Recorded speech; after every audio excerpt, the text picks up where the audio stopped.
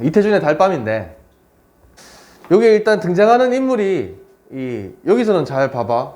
여기에 보면 바로 따옴표가 없이 나가 나오지. 맞지?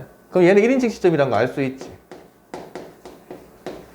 1인칭 시점인데 나가 주인공이 아니거든.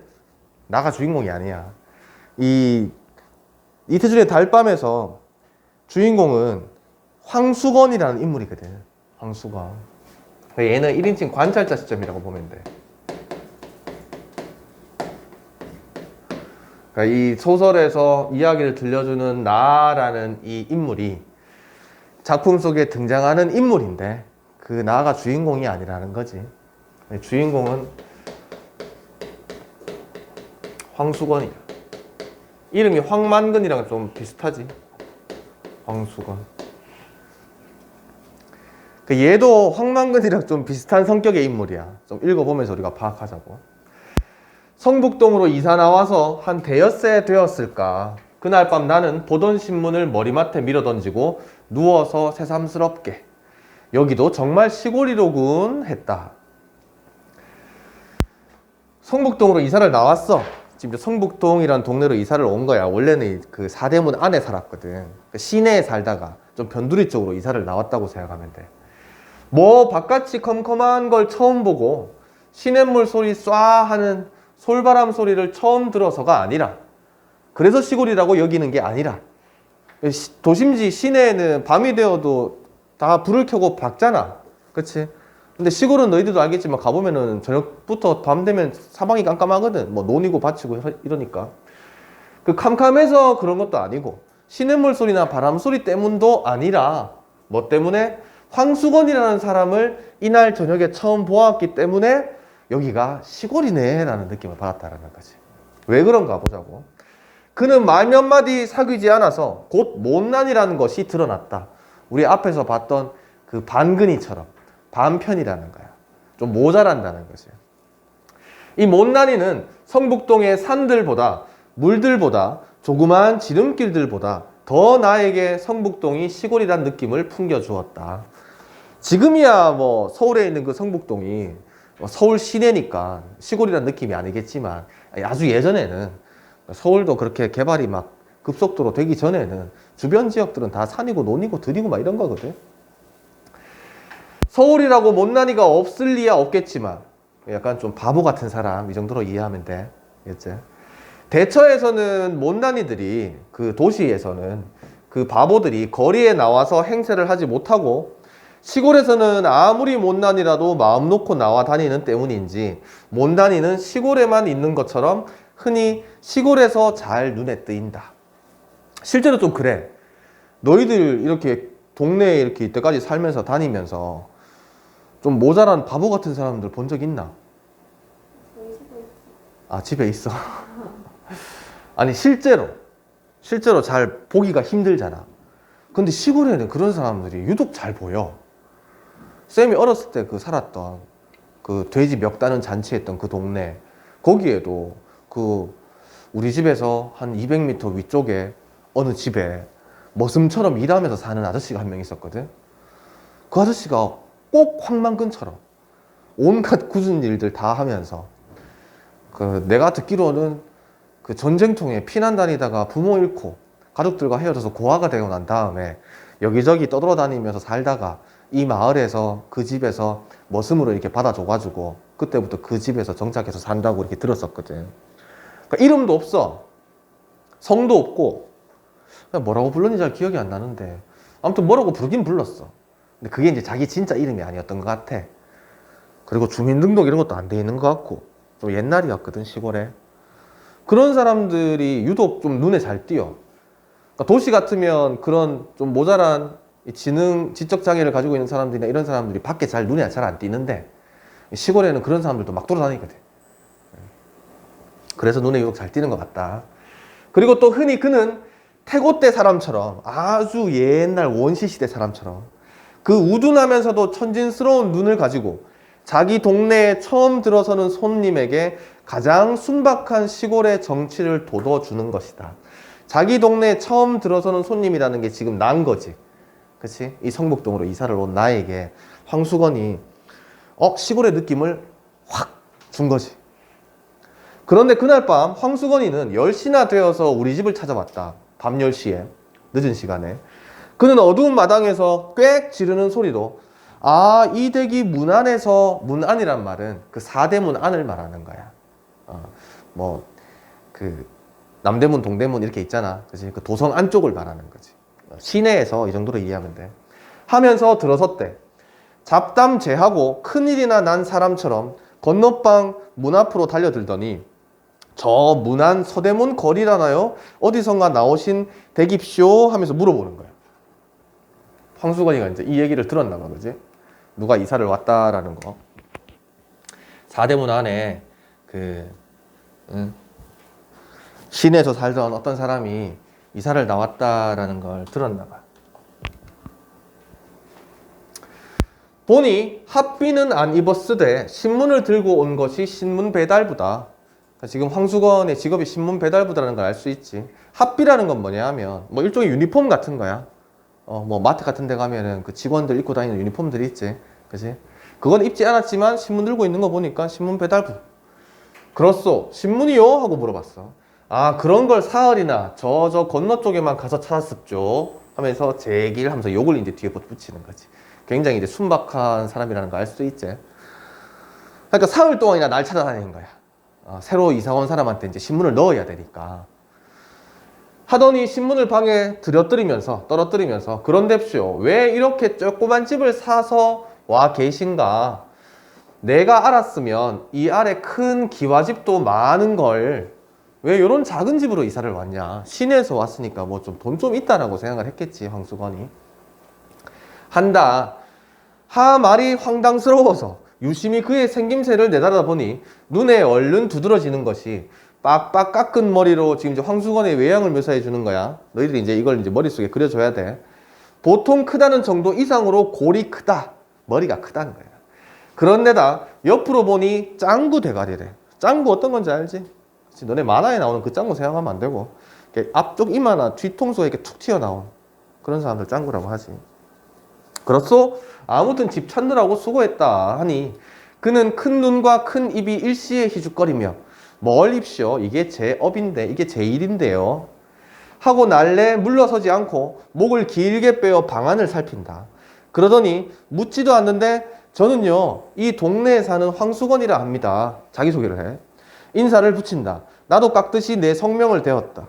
그는 또 싱글벙글 하면서 대겐 개가 없구만요 한다. 아직 없소 하니 개 그까짓 거 두지 마십시오 한다. 왜 그렇소 물으니 그는 얼른 대답하는 말이 신문 보는 집에는요 개를 두지 말아야 합니다.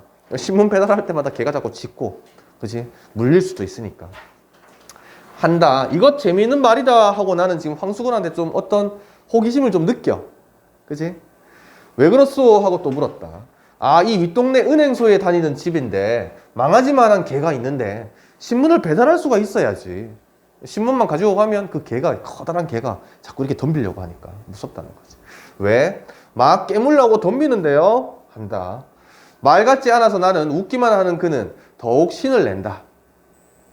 그놈의 개 그저 한번 양떡을 먹여대야 할 텐데 주먹을 부르르 대는 거 보니 그러니까 이 한 방 주워 박았으면 좋겠다. 그지? 손과 팔목은 머리에 비기어 반비례로 작고 가느다랗다. 그러니까 머리는 큰데 손과 다리는 짧은 겉으로 보기에도 좀 우스꽝스러운 체형인 거지. 어서 고날 텐데 피곤할 텐데 가서 자시오. 돌려보내려고 했어. 그는 마지못해 물러서면서 선생님 참 이 선생님 편안히 주무십시오. 저희 집은 여기서 얼마 안 되는 거립시오 하더니 돌아갔다. 이게 첫 만남이었어. 그치? 그는 이튿날 저녁 집을 알고 오는데도 9시가 지나서야 신문 배달해 왔습니다 하고 소리를 치며 들어섰다. 이게 석간신문이거든. 신문을 아침에 이제 배달하는 게 아니라 저녁에. 오늘은 왜 늦었소 하고 물으니 자연그럽죠 하면서 뭐 그러다 보니 어쩌다 보니 늦었다 뭐 이 정도지. 이야기를 꺼냈대. 자기는 워낙 이 아래에 있는 삼산학교에서 일을 보다가 어떤 선생하고 뜻이 덜 맞아 나왔다는 것. 자기의 이제 이력을 얘기해 주는 거야. 묻지도 않았는데. 지금은 신문 배달을 하지만 원 배달이 아니라 보조 배달이라는 것. 쉽게 말하면 정규직이 아니라 비정규직, 뭐 이 정도. 저희 집에는 양친, 아버지, 어머니, 형님 내외 부부, 조카 하나와 저희 내외 부부까지 식구가 7이라는 것. 이 7 식구가 다 모여 사는 거지. 저희 아버지와 저희 형님의 이름은 무엇이며 자기 이름은 황가인데다가 목숨 숫자에 세울 건자를 해서 황수건이기 때문에 아이들이 노랑수건이라고 놀려서, 그러니까 노란색 수건, 그냥 이렇게 애들이 놀리는 거야. 좀 바보스러우니까. 네. 성북동에서는 가가호호에서 집집마다 이런 뜻이지. 집집마다 노랑수건이라고 하면 다 자긴 줄 알 것이다 라고 자랑스럽게 이야기를 하다가 이날도 어서 그만 다른 집에도 신문을 갖다 줘야 하지 않소 하면서 또 이제 돌려보내려는, 그지? 가만히 놔두니까 자꾸 막 쓸데없는 얘기 계속 하는 거야. 묻지도 않았는데. 이게 살짝 지금 나는 황수건이 좀 귀찮다라는 느낌을 조금 받은 것 같지?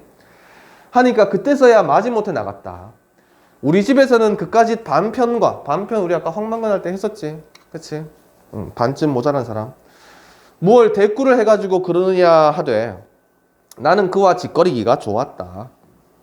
그러니까 옆에서 식구들이 뭐 그 바보가 자꾸 말을 섞고 있냐 이렇게 핀잔을 주는데 나 그래도 황소호랑 얘기하는 게 꽤 재밌는데 이렇게 얘기를 한 거다.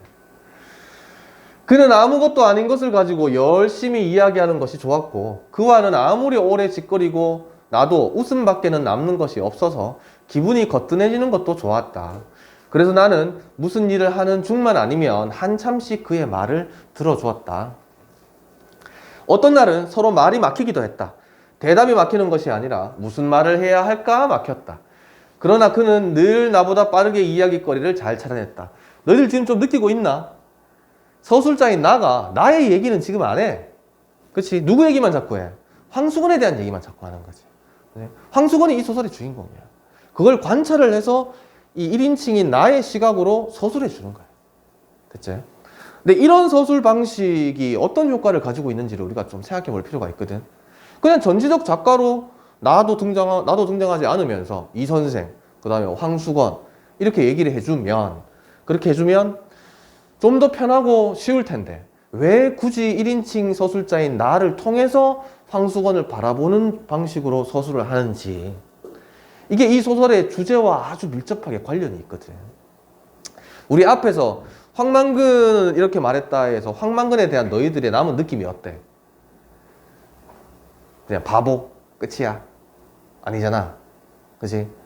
착한 천성에 온갖 굳은 일은 다 하면서도 그걸 내세우지 않고 남들이 보이지 않는 곳에서 험한 일들을 도맡아 하고, 그리고 결국 자기는 희생당하는, 그치? 그런 어떻게 보면 굉장히 착하지만 또 비극적인 결말을 가지고 있는 황망근에 대해서 우리는 연민의 정을 느끼게 되거든. 좀 불쌍하다. 안 됐다. 착한 사람인데. 이장을 비롯한 말 사람들 못됐다. 이런 생각을 갖게 되거든. 이런 생각을 갖게 되는 이유가 뭘 것 같아? 민 씨의 시각으로 우리가 봐서 그래. 민 씨의 심리를 따라가면서 우리가 봐서 그렇다고. 민 씨가 황망근의 편에 서고 황망근에 대한 민 씨의 평가를 우리가 받아들이게 되거든. 그러다 보니 우리는 민 씨의 눈을 통해서 황망근을 평가하고 황망근의 성격을 이해하게 되는 거지. 얘도 같은 방식이라고 생각하면 되겠지. 나의 시각으로 지금 황수건을 바라보는 거야. 이 이사를 온 나의 시각이 아니라 전지적 작가의 시각으로 보면 우리는 객관적으로 얘를 보게 되거든. 그러면 그냥 바보, 쓸데없이 말만 많은 바보 이렇게 된단 말이야. 근데 이제 좀 더 진행이 되면 너희들도 알겠지만 나의 시각이 황수건을 바라보는, 황수건을 평가하는 나의 시각이 황수건을 되게 안 됐다, 불쌍하다, 슬프다 이러한 관점으로 바라보거든. 그 작가가 이걸 노린 거야. 황수건이라는 인물을 그렇게 봐주기를 바라는 거야. 지금 이 소설의 주제가 현대사회, 산업화 사회에서 소외된 인간에 대한 연민, 이걸 담고 있는 소설이거든. 그래서 나의 시각으로 우리가 그걸 느끼기를 원하는 거지, 작가는. 계속 가보자고. 그러나 그는 늘 나보다 빠르게 이야기거리를 잘 찾아냈다. 5,6월인데도 꿩고기를 잘 먹느냐고 묻고 소와 말과 싸움을 붙이면 어느 것이 이기겠느냐는 등, 아무튼 그가 얘기거리를 취재하는 방면은, 찾아내는 것은 기상천외로 여간 범위가 넓지 않은 데에는 도저히 당할 수가 없었다. 그러니까 희한한 이야기거리들을 잘도 찾아내가지고 말을 계속 하는 거야. 하루는 나는 평생 소원이 무엇이냐고 그에게 물어보았다. 그는 그까짓 것쯤 얼른 대답하기는 누워서 떡 먹기 쉽잖아 라고 하면서 평생 소원은 자기도 원 배달, 신문 배달부, 정규직, 그게 되어보는 것이 좋겠다는 것이었다. 그게 평생 소원이래. 굉장히 소박한 꿈이지. 근데 황수건의 입장에서는 아닐 거야. 아주 큰 꿈일 거야. 그치? 남이 혼자 배달하기 힘들어서 한 20부 떼어주는 것을 배달하고 월급이라고 원 배달에게서 한 3원 받는 터이라 월급을 20여 원 받고 신문사 옷을 입고 앞에 나왔던 핫비, 그치? 제복을 입고 방울을 차고 다니는 원 배달이 제일 부럽노라 하였다. 그리고 방울만 차면 자기도 뛰어다니면서 빨리 도울 뿐 아니라 그 은행소에 다니는 집 개도 조금 더 무서울 것이 없겠노라 하였다. 그러니까 이게 일종의 방울이라는 것이 신문 배달 왔다라는 신호를 주는 거거든. 근데 정식 배달부는 그걸 차고 다니는 거지. 그리고 월급도 이 보조 배달인 황수건은 3원 정도밖에 못 버는데 원 배달부, 정식 배달부는 20원 넘게 받으니까 거의 7배 정도 차이가 나잖아. 이게 너무 부러운 거야. 그래서 나는 그럴 것 없이 아주 신문사 사장쯤 되었으면 정식 배달부도 바랄 것 없고 그 은행소에 다니는 집 개도 상관할 바가 없지 않겠느냐 하니까, 그지? 야, 정식 배달부 너 그거 꿈이 너무 소박한 거 아니냐? 차라리 신문사 사장이 되겠다 하면 되잖아. 그지? 이렇게 얘기했더니 그는 둥그레지는 누나를 한참 굴리며 생각하더니 나는 그렇겠다고 하면서 자기는 경란이 없어 거기까지는 바랄 생각도 못하였다고 무릎을 치듯 가슴을 쳤다. 자기는 생각이 짧아서, 그치? 좀 바보스럽긴 해. 그치? 신문사 사장이 되면 그렇겠네? 좋겠네? 이런 생각을 이제 하는 거예요. 그치?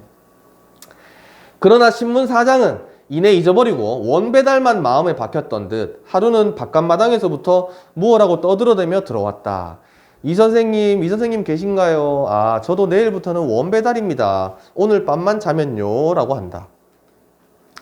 자세히 물어보니 성북동이 따로 한 구역이 되었는데 자기가 맡게 되었으니까 내일은 배달복을 입고 방울을 막 떨렁거리면서 올 테니 보라고 한다. 그리고 사람이란 게 그러게 무엇든지 끝을 바라고 붙들어야 한다고 나에게 일러주면서, 이게 무슨 말이야? 사람이든 언제나 무엇인가 끝을 바라고 그걸 붙들어야 한다. 이 말은 목표를 정하고 끈기 있게 계속해서 그걸 이어나가야 한다. 이런 맥락이겠지. 나에게 일러주면서 신이 나서 돌아갔다. 우리도 그가 원배달이 되는 것이 좋은 친구가 큰 출세나 하는 것처럼 마음속으로 진실로 즐거웠다. 이때 우리는 이제 나를 비롯한 가족들이겠지. 지금 너희가 느끼겠지만 서술자인 나는 황수건과 꽤 친해졌어. 그치? 황수건을 호의적으로 대하고 있는 나의 모습이 보이지? 그치? 어서 내일 저녁에 그가 배달복을 입고 방울을 차고 와서 쭈럭거리는 것을 보리라 하였다. 우쭐대는 것. 그러나 이튿날 그는 오지 않았다. 밤이 늦도록 신문도 그도 오지 않았다. 그 다음 날도 신문도 그도 오지 않다가 사흘째 되는 날에야, 이날은 해도 지기 전인데 방울 소리가 요란스럽게 우리 집으로 뛰어들었다. 어디 보자 하고 나는 방에서 뛰어나갔다. 드디어 황수건이 왔나 하는 기대감이 있지 여기에. 그러나 웬일일까? 정말 배달복에 방울을 차고 신문을 들고 들어서는 사람은 황수건이가 아니라 처음 보는 사람이다. 왜 전에 사람은 어디 가고 당신이 왔어? 하고 내가 물어본 거야. 왜 황수건이 아니라 네가 왔냐? 물으니 그는 제가 성북동을 맡았습니다 라고 한다. 그럼 그 전에 사람 황수건은 어디를 맡았소? 라고 하니 그는 픽 웃으면서 그까짓 반편을, 바보를 어딜 맡깁니까?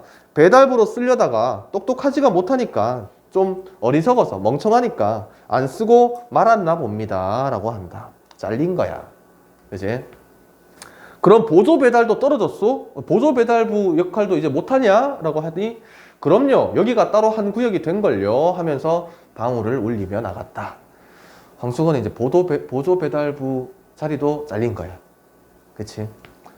그러니까 원래는 성북동을 포함해서 그 일대가 아주 큰 구역으로 정해져 있어서 황수건 같은 보조 배달부가 좀 필요했는데, 이제 성북동이 따로 한 지역이 되면서, 한 구역이 되면서 이제 신문의 양이 많이 줄었겠지. 그렇지? 따로 떼나왔으니까 보존 일부가 필요 없는 거야. 이렇게 되었으니 황수건이가 우리 집에 올 길은 없어지고 말았다. 나도 가끔 문 안에 다니지만 시내 쪽으로 그의 집은 내가 다니는 길 옆은 아닌 듯 길가에서도 잘 보이지 않았다.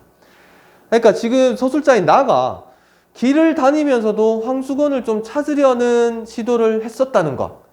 황수건이 왜 안 보이지? 라는 생각을 하면서 좀 다녔다는 거 알 수 있지? 그지? 나는 가까운 친구를 먼 곳에 보낸 것처럼, 아니 친구가 큰 사업에나 실패하는 것을 보는 것처럼 못 만나는 섭섭함 뿐이 아니라 마음이 아프기도 하였다. 그 당사자와 함께 세상의 야박함이 원망스럽기도 했다. 요런 부분에서 지금 소설의 주제의식이 드러나는 거거든. 황수건과 같은 어떻게 보면 소외된 사람이잖아. 그치? 좀 지적 능력이 조금 떨어져서 다른 사람들에게 인정을 받지 못하는 그런 소외된 그런 부류란 말이야. 소외된 계층을 누가 만들었다고 보는 거야? 세상의 야박함이 만들었다고 보는 거지. 그치? 이 물질주의 중심의 이 산업화 사회가 이러한 소외된 계층에 너무 야박하다라고 느끼고 원망을 하는 거잖아. 그치? 한데 황수건은 그의 말대로 노랑수건이라면 온 동네에서 유명은 했다. 노랑수건 하면 누구나 성북동에서 오래 산 사람이면 먼저 웃고 대답하는 것을 나는 차츰 알았다. 그러니까 사람들이 황수건을 떠올 때마다 일단 웃고 시작하는 거야. 내가 잠깐씩 며칠 보기에도 그랬거니와 그에겐 우스운 일화도 한두 가지가 아니었다. 이제 일화가 하나 나와. 삼산학교에 급사로 있을 시대에 그때 급사라는 게 뭔지 알지? 너네 학교에 보면은 선생님도 아닌데 그냥 이 교무실에서 일 도와주는 그런 아르바이트 같은 그런 보조 행정 업무 해주고 뭐 프린트물 같은 거 나눠주고 복사해주고 그런 사람들 이때 이제 급사라고 불렀거든. 이 급사를 했던 적이 있는 거야, 황수건이 삼산학교에서. 삼산학교에다 남겨놓고 나온 일화도 여러 가지라는데 그 중에 두어 가지를 동네 사람들의 말대로 옮겨보면 역시 그때부터도 이야기하기를 대단히 즐겨서 선생들이 교실에 들어간 사이에 손님이 오면 의뢰 손님을 앉히고는 자기도 걸상을 갖다가 의자, 갖다가 떡 마주 놓고 앉는 것은 물론 마주 앉아서는 곧 자기류의 만담산매, 만담이란 게 이런저런 얘기잖아, 그지? 그런 세계 이야기로 빠지는 거야. 한 번은 도학부국에서 시학관이 나온 것을 이따위로 대접하였다. 너네들 학교에서 한 번씩 그 연구 수업 같은 거 하고 장학사 오잖아, 그지? 그러면 평소에 칠판 쓰지도 않는 선생님이 막 PPT 준비해가지고 띄워놓고 막 열심히 수업하시지? 그지? 그런 장학사가 온 거야, 시학관. 근데 이 일본말은 못하니까는 보면 지금 일제강점기쯤인가? 그 이유인가? 뭐 이렇게 생각할 수 있겠지. 만담은 할 수 없고 마주 앉아서 자꾸 일본말을 연설하였다. 연습하였다. 그러니까 황수건이가 일본말을 할 수 있는 건 아니야. 근데 이제 몇 개 주워 들은 건 있다는 거지. 그걸 장학사를 앉혀놓고 자꾸 하는 거지. 왜? 장학사는 일본말을 하니까. 센세이, 선생님이제. 오하요 고자이마스까? 안녕하십니까? 뭐 이런 거지. 이게 아메가 후리마스, 유키가 후리마스까? 하는데 뭐 비가 옵니까? 눈이 옵니까? 뭐 이런 거야. 그러니까 초등학생들 교과서에나 나올 법한 그런 기본 회화 같은 문장. 이제 그런 걸 이제 이 장학관을 앉혀놓고, 장학사를 앉혀놓고 막 하는 거지. 시학관도 인정이라, 사람의 마음이라 처음에는 웃었대. 재밌으니까. 그런데 10번, 20번쯤 계속 이걸 되풀이하는 거야. 선생님 안녕하십니까? 비가 옵니까? 눈이 옵니까?를 10번, 20번 계속 앞에서 하는 거지. 화가 나겠지. 결국 되풀이하는데 성이 나고 말았다. 선생들은 아무리 기다려도 종소리가 나지 않으니까 한 선생이 나와보니 종칠 것도 잊어버리고 손님과 마주 앉아서 오하요 유리까 후리마스까 눈이 옵니까 하는 판이다. 그날 수건이는 선생들에게 단단히 몰리고 다시는 안 그러겠노라고 했지만 그 버릇을 고치지 못해서 어느새 쫓겨나오고 만 것이다. 결국 학교에서도 급사직도 쫓겨난 거지. 그치? 그는 너의 색시 달아난다 하는 말을 제일 무서워했다. 아내가 있었다, 그지? 형님 부부, 그 다음에 자기 부부, 조카 하나, 어머니 아버지 모시고 7식구 산다 그랬지. 한 번은 어느 선생이 장난식으로 요즘 같은 따뜻한 봄날엔 옛날부터 색시들이 도망가기를 좋아하는데 어제도 저 아랫마을에서 둘이나 도망갔다니까 오늘은 이 동네에서 꼭 달아나는 색시가 있을걸 하고 놀린 거야. 황수건이 섹시 도망간다는 말을 제일 무서워하는 걸 알고, 그지? 일부러 놀려먹은 거야. 했더니 황수건은 점심을 먹다 말고 눈이 휘둥그레졌다 한다. 그리고 그날 오후에는 어서 바삐 하학을 시키고 하교를 시키는 거야. 집으로 갈 양으로 50분 만에 쳐야 되는 종을 20분 만에, 30분 만에 함부로 다가가서 쳤다는 이야기도 했다. 그러니까 색시 살아나는 게 너무 무서워서 빨리 퇴근하고 싶었던 거지. 그러니까 50분 수업하고 종을 쳐야 되는데 그걸 막 20분, 30분 만에 막 치고 빨리 집으로 가버렸다는 거지. 하루는 거의 글을 잊어버리고 있을 때 이 선생님 계십니까? 하고 황수건이 찾아왔대. 반가웠대. 그치? 선생님, 요즘 신문이 거르지 않고 잘 옵니까? 하고 그는 배달 감독이나 되어 온 듯이 묻는다. 잘 온다. 왜 그러냐? 하니 늦지도 않고 일찍 제때마다 꼭꼭 옵니까? 라고 한다. 당신이 돌릴 때보다 3시간은 일찍 오고 날마다 꼭꼭 잘 온다 라고 하니 그는 머리를 벅벅 긁으면서 하루라도 거르기만 해라. 신문사에 가서 대뜸 일러 바쳐야지. 그러니까 자기가 잘린 신문 배달부 자리잖아. 그치? 이제 거기에 어떤 트집을 좀 잡을 게 있으면, 그걸 이제 신문사에다 일러 바쳐서 다시 자기가 이제 그 자리를 차지하려고 와서 한번 물어보는 거지. 하고 그 빈약한 주먹을 부르댄다. 그런데쇼 선생님, 왜 그래? 삼산학교의 말씀이에요. 제 대신 들어온 급사하다 쫓겨났잖아, 그지? 저보다 근력이 세게, 힘이 세게 생겼습니까? 나는 그 사람을 보지 못해서 모르겠소. 하니 그는 은근한 말소리로 희죽거렸다.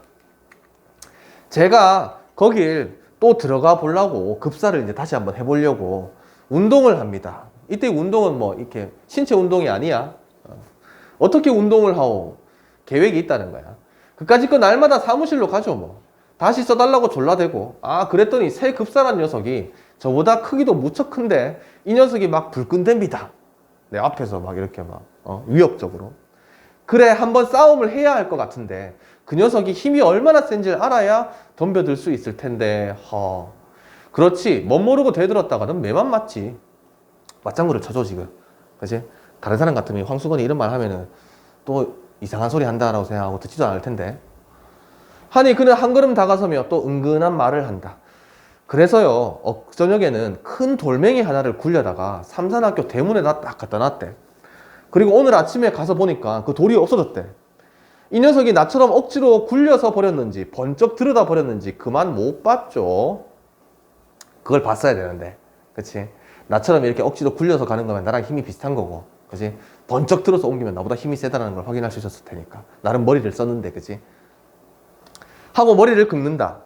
그러더니 갑자기 무얼 생각한 듯 손뼉을 탁 치더니, 그런데 제가 온 건요, 댁에서는 우두를 넣지 마시라고 왔습니다. 우두가 뭐냐 하면 이 천연두를 예방한다고 해서 그 소뿔에서 어떤 성분을 이렇게 뽑아내서 예방주사를 맞거든. 그걸 우두라고 한단 말이야. 근데 왜 우두를 맞지 말라고 하느냐, 우두를 왜 넣지 말란 말이요 라고 하니 요즘 마마가 다닌다고 해서. 이 마마가 그거야, 천연두야. 천연두라는 병을 마마라고 불렀어. 귀신 뭐 이런 뜻이야. 모두 우두들을 넣는데 우두를 넣으면 사람이 힘이 없어지는 법인데 라고 얘기하는 거야. 쉽게 말하면 천연두 예방주사 맞으면 사람이 있던 힘이 없어진다. 황수건 지금 이렇게 얘기하는 거지. 그래서 선생님도 우두를 넣지 마라, 천연두 예방주사 맞지 마라 이렇게 얘기하는 거야. 하고 자기 팔을 걷어 올려 우두 자리를 보이면서 이거 보세요. 저도 우두를 이렇게 넣었기 때문에 근력이 힘이 줄어들어 버렸다. 우두를 넣으면 근력이 줄어든다고 누가 그럽니까? 하고 묻으니 그는 싱글거리면서 내가 생각한 것이죠. 이렇게 얘기하는 거예요. 지 생각인 거야. 왜 그렇소? 하고 캐니 뭘 저 아래 윤금보라고 있는데 기운이 장사래. 삼산학교 그 녀석 지금 급사 그 녀석도 우두만 넣었으면 그까짓 거 무서울 것 없는데 그걸 모르겠거든요 라고 한다. 그러니까 왜 그렇소? 라고 물었더니 우두를 넣으면 왜 기운이 힘이 없어진다라고 생각하느냐라고 물었더니 저 아래에 사는 윤금보라는 사람이 있는데 그 사람이 기운이 완전 장사래. 힘이 엄청 세다는 거야. 그럼 얘는 뭐란 말이야?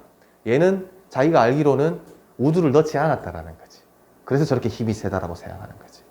자기는 힘이 약한 게 우두를 넣었기 때문이고.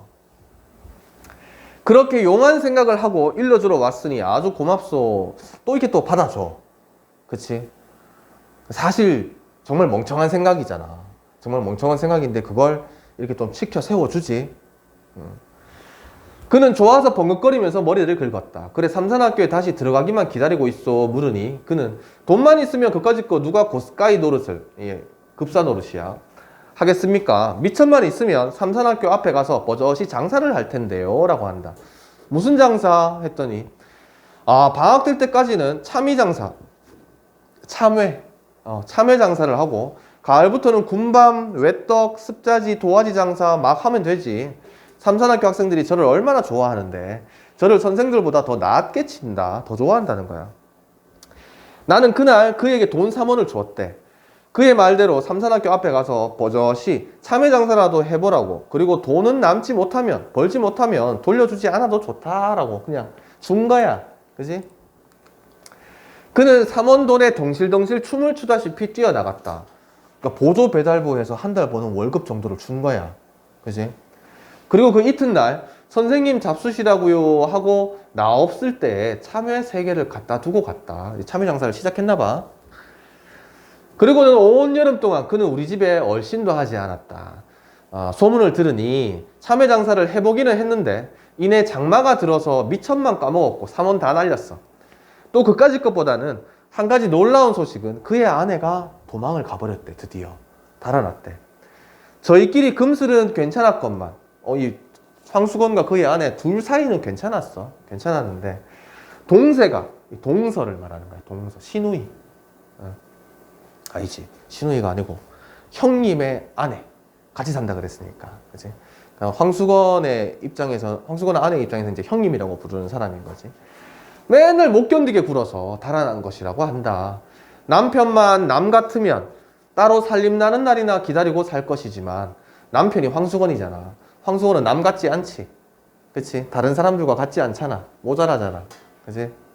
그러면 따로 독립하는 날만 기다리면서 살면 될 것 같은데 평생 동서 밑에 살아야 할 신세. 왜? 남편이 남 같지 않으니까.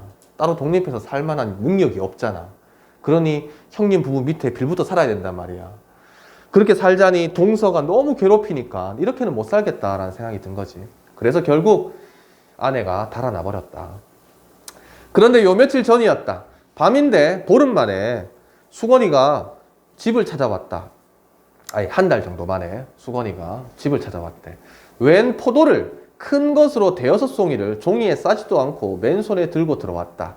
그는 벙긋거리면서 선생님 잡수시라고 사왔습니다 하는 때였다. 웬 사람 하나가 날쌔게 그의 뒤를 따라 들어오더니 다짜고짜 수건이의 멱살을 움켜쥐고 끌고 나갔다. 왜? 수건이가 돈이 어딨어. 그렇지? 포도 살 돈이 어디 있겠냐고. 그렇지? 훔친 거겠지? 포도원에서 수건이는 그 우둔한 얼굴이 새하얗게 질리며 꼼짝 못하고 끌려나갔다. 뭐 잘못을 했어, 그지? 반항도 안 하지? 나는 수건이가 포도밭에서 포도를 훔쳐온 것을 직각하였다. 바로 느꼈다는 거야. 알아챘다. 쫓아나가서 매를 말리고, 두드려 맞는 걸 말리고 포도값을 물어줬다. 포도값을 물어주고 보니 수건이는 어느 틈에 사라지고 보이지 않았다.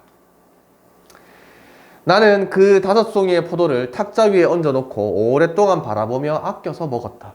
왜 오랫동안 바라보며 아껴 먹었을까? 이 서술자인 나가 지금 황수건이라는 인물을 바라보는 시각이, 그치? 굉장히 호의적이라는 거 우리 이미 파악하고 있었고, 그치? 그 다음에 이 작가가 원하는 바를 쌤이 아까 얘기해줬잖아. 황수건이라는 소외된 계층을 바라보는 시각이 어때야 한다라는 걸 작가는 말하고 싶은 거야. 그지?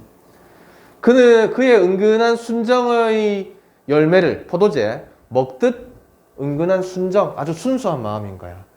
그지? 이 황수건은 정말 나를 좋아해서 나에게 뭔가, 왜? 참외 장사하라고 3원 돈도 줬는데 그것마저 말아먹었고, 그지? 그러니까 좀 미안하잖아. 내 말도 늘 잘 들어주고. 그래서 뭐라도 좀 해주고 싶은 마음이었는데 돈은 없고, 그래서 포도를 훔쳐서 나에게 잘해주고 싶은 마음에 훔쳐서 갖다 준 거였던 거지. 나는 이제 그 마음을 느낀 거야. 열매를 먹듯 하나를 가지고도 오랫동안 입안에 굴려보며 먹었다. 어제다. 문 안에 들어갔다가 시내 갔다가 늦어서 나오는데 불빛 없는 성북동 길 위에는 밝은 달빛이 깁을 깐 듯 하였다. 날개를 펼친대. 그런데 포도원 깨를 포도밭쯤을 올라오노라니까 누가 막지도 못한 목청으로 사케와 나미다카 다메이키까, 이게 일본 가요야. 일본 가요 가사인데 뭐 술은 한숨입니까 눈물입니까 뭐 이런 가사야. 뭐 트로트 가사처럼 를 부르면서 큰 길이 좁다는 듯이 휘적거리며 내려왔다. 큰 길이 좁다는 듯이 휘적거리면 뭐야? 무슨 뜻이야? 아주 넓은 길인데 그 길만 해도 좁게 느껴질 정도로 왔다 갔다 이렇게 막 내려오는 거지. 갸우뚱갸우뚱 하면서 보니까 황수건 같았다. 나는 수건인가 하고 아는 체를 하려다가 그가 나를 보면 무안해할 일이 있는 것을 생각하고 어떤 일? 어떤 일이 있었어? 날 위해서 포도를 훔쳐왔다가 내 눈앞에서 끌려갔잖아, 그지? 그러고 난 다음에 내가 포도값을 물어주는 것까지 봤단 말이야. 그러니 내가 인사를 수건이한테 하면 수건이가 그 일 때문에 또 무안할까봐 나는 또 지금 황수건이를 또 배려해 준다고 휙 길 아래로 내려서 나무 그늘에 몸을 감추었다. 그는 길은 보지도 않고 달만 쳐다보면서 노래는 이 이상은 외우지도 못하는 듯 첫 줄 한 줄만 되풀이하면서 요 한 줄만, 요 가사만. 전에는 본 적이 없었는데 담배를 다 퍽퍽 빨면서, 이 담배야, 담배 담배를 퍽퍽 빨면서 지나갔다. 달밤은 그에게도 유감한 듯 하였다. 요게 이제 결말이거든. 마지막 여기에 달밤을 지금 우리 이 작품의 제목으로 쓰고 있는 거거든. 이제까지 달밤이라는 얘기가 별로 나온 적이 없어. 소설 중간에서. 맨 마지막에 이 달밤은 그에게도 유감한 듯 하였다 한 문장에서 제목을 뽑아간 거거든. 유감한 듯 하였다는 무슨 뜻이냐 하면 뭐 느끼는 바가 있는 듯,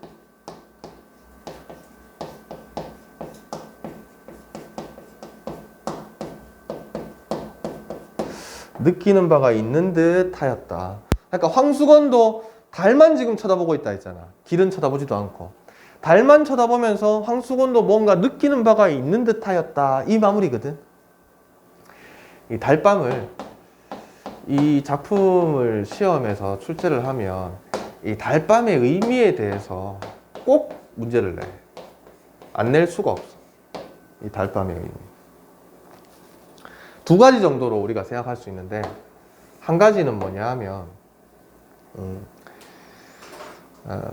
애상적인 분위기를 형성한다는 거.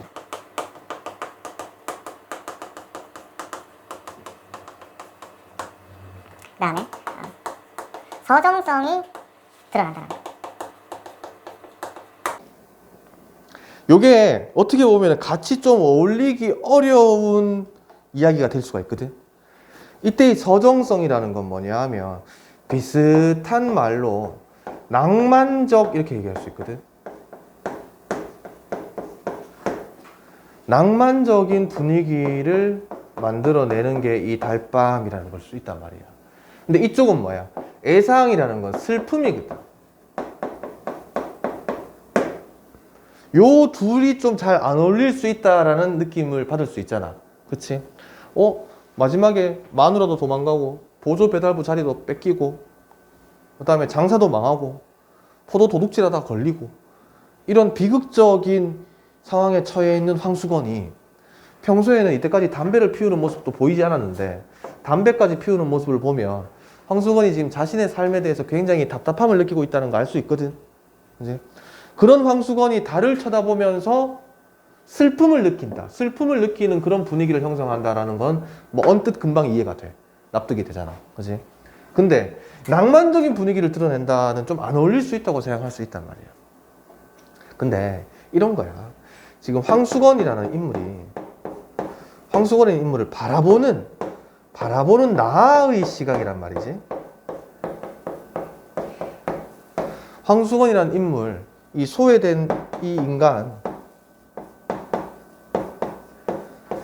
소외된 인간을 바라보는 이 나의 시각은 슬픔이 맞아.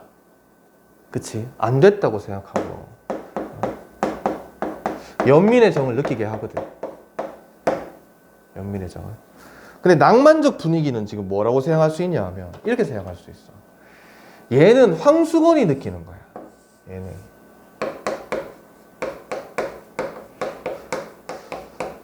황수건이 지금 여기에 보면 큰 길이 좁다는 듯이 휘적거리면서 내려오고 있거든. 그럼 뭘 알 수 있어? 얘 지금 술 마신 거거든. 그렇지? 술 마시고 노래 부르면서 달을 쳐다보고 있단 말이야. 그럼 황수건은 지금 어떤 생각을 하고 있느냐? 술 한 잔 마시고 이 술은 한숨인가 눈물인가 라는 이 가사의 노래를 부르면서 달을 쳐다보면서 자신의 이 삶의 모습을 한번 떠올려 보면서 낭만적인 분위기를 만들어낼 수 있는 역할을 한다는 거지, 이 달밤이. 너희들이 그런 경험이 없어가지고 언뜻 이해가 잘 안 될 수 있는데, 달 쳐다보고 뭐 하늘 쳐다보고 별 쳐다보고 이러면서 낭만적인 생각을 되게 많이 하거든. 술 마시면. 너희들 술 안 먹어봤잖아, 그지? 그러니까 황수건이 느끼고 있는 이 소외된 처지의 아픔을, 슬픔을 조금 더 부각하는 역할도 하고, 그 다음에 서정적이고 낭만적인 분위기를 형성하는 역할도 한다. 이렇게 정리하면 된다. 그리고 난 다음에 이제 정리를 좀 해보면,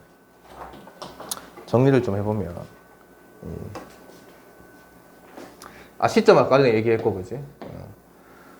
이 소설의 주제에 대해서 정리를 조금 하자고 쌤이 아까 얘기를 했었는데, 소외된 한 인간,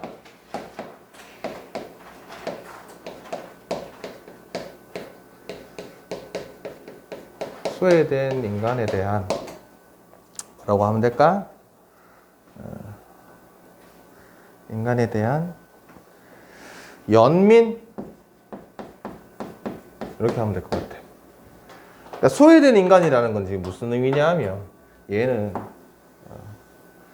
이 환경에 적응하지 못한 인간이에요.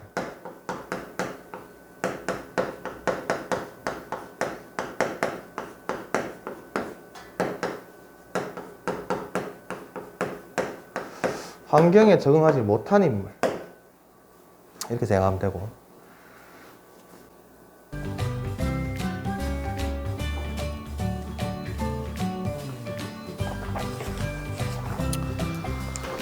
요 정도 하면 될 것 같아.